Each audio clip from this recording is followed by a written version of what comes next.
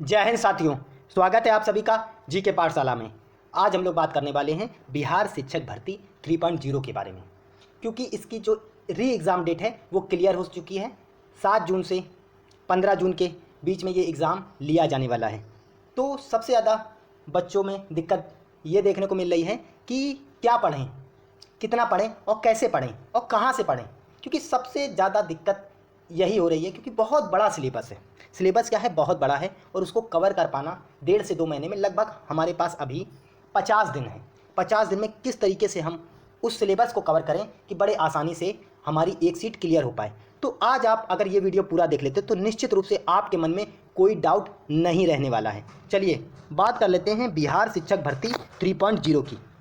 तो सबसे पहले आपके दिमाग में ये क्लियर होना चाहिए कि सिलेबस क्या है और कहाँ से क्वेश्चन आ रहे हैं। तैयारी करने से पहले सबसे पहले आपको ये एक बार और पता होना चाहिए। तो आप क्या करिए, टीआरई फर्स्ट का पेपर और टीआरई सेकंड का पेपर, दोनों के पेपर को सामने रखिए और उसमें देखिए कितने कितने क्वेश्चन आ रहे हैं। तो मैंने क्या किया है, इसी को निकाल के आपको बता दिया है। तो आप क्या करेंगे, इसको नोट कर लेंगे।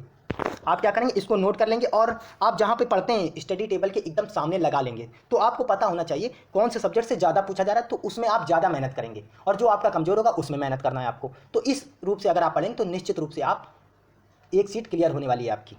तो बात कर लें, टीआरई फर्स्ट में मैथ क्या आए थे 14 क्वेश्चन, रीजनिंग क्या आए थे 10 क्वेश्चन, हिस्ट्री क्या आए थे 20 क्वेश्चन, ज्योग्राफी क्या आए थे 16 क्वेश्चन, पॉलिटी के 10 क्वेश्चन थे, साइंस के 16 क्वेश्चन थे, ईवीएस के 15 क्वेश्चन थे और करंट अफेयर के कितने थे 10 क्वेश्चन, टोटल 120 क्वेश्चन थे। तो ऐसे ही टीआरई सेकंड में भी थे 16 क्वेश्चन मैथ में हो गए, जैसे रीजनिंग में 16, हिस्ट्री में 20। तो ये क्या है, अब रेशियो एकदम जैसे ये टीआरई थर्ड आया, टीआरई सेकंड था, ऐसे ही टीआरई थर्ड भी आया था, सेम टू सेम यही पैटर्न था, इतने क्वेश्चनों का वेटेज था। तो आपको क्या करना है, अब आपको ये क्लियर हो गया कि किस सब्जेक्ट में कितने क्वेश्चन आते हैं, ये आपका क्लियर है।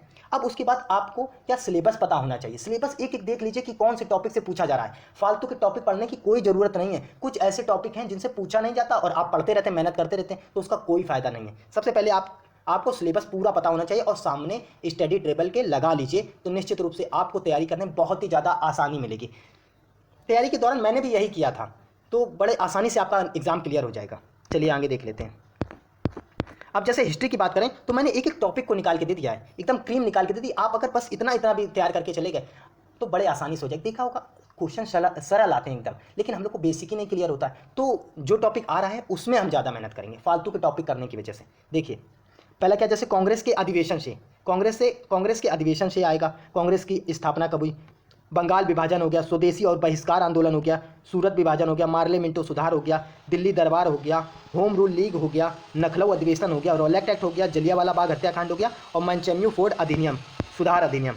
फिर इधर देख लीजिए, चंपारण सत्याग्रह हो गया, खेड़ा सत्याग्रह हो गया, अहमदाबाद मिल मजदूर आंदोलन हो गया, असहयोग आंदोलन हो गया, शवनय अवज्ञा आंदोलन हो गया, भारत छोड़ो आंदोलन हो गया, सत्यशोधक समाज जो समाज सुधारक हैं उनको जरूर आपको पढ़ के जाना है। ब्रह्म समाज हो गया, आर्य समाज हो गया, जैसे पूर्णा सार्वजनिक सभा हो गई, थियोसोफिकल सोसाइटी हो गई। देखिए जो जहाँ से आया है मैंने पूरा ले लिया है एक एक टॉपिक को। फिर उसके बाद रामकृष्ण मिशन हो गया, प्रार्थना समाज हो गया, प्रमुख पत्र एवं पत्रिकाएं, मोस्ट इंपॉर्टेंट प्रमुख पत्र एवं पत्रिकाएं, यहाँ से भी निश्चित रूप से आएगा। और बिहार से जुड़े हुए कुछ किसान आंदोलन और विद्रोह, जनजातीय विद्रोह, निश्चित रूप से 3 से 4 से 5 क्वेश्चन देखने को मिलेंगे यहाँ से। देखिए इसमें भी हमने आपको बहुत आसान कर दिया कि क्या क्या पढ़ के जाना है। जैसे संथाल विद्रोह हो गया, मुंडा विद्रोह हो गया, बिरसा मुंडा का नहीं, मुंडा विद्रोह, मुंडा आंदोलन, बिहार किसान आंदोलन जिसमें सहजानंद स्वामी को आपको पढ़ना पड़ेगा।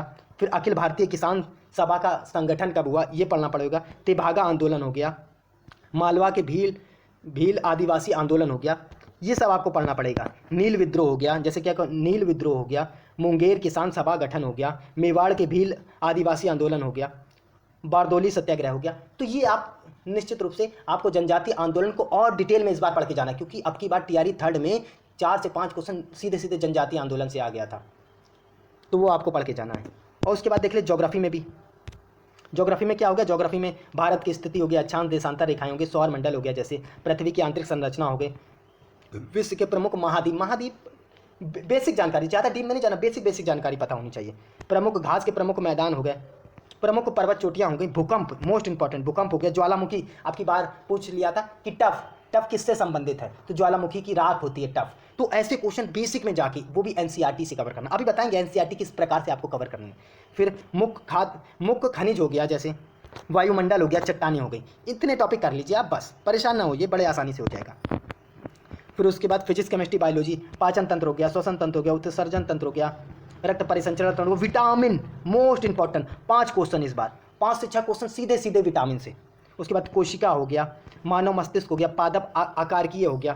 फिर उसके बाद फिजिक्स में देख लीजिए मात्रक एवं मापन एवं मात्रक वाला चैप्टर हो गया, प्रकाश का अपवर्तन हो गया, प्रकाश का परावर्तन हो गया, लेंस हो गया, दर्पण हो गया, ध्वनि हो गया, घर्षण हो गया, घर्षण बल हो गया, उसके बाद ऊर्जा हो गई, गति हो गई, ये सब करना है। फिर केमिस्ट्री में देख लीजिए, केमिस्ट्री अगर आपको समय मिले तो पढ़िएगा, वरना ना पढ़ के जाइएगा, ना पढ़िएगा। 1 से 5 में, 1 से 5 में केमिस्ट्री पढ़ने की कोई ज़रूरत नहीं है।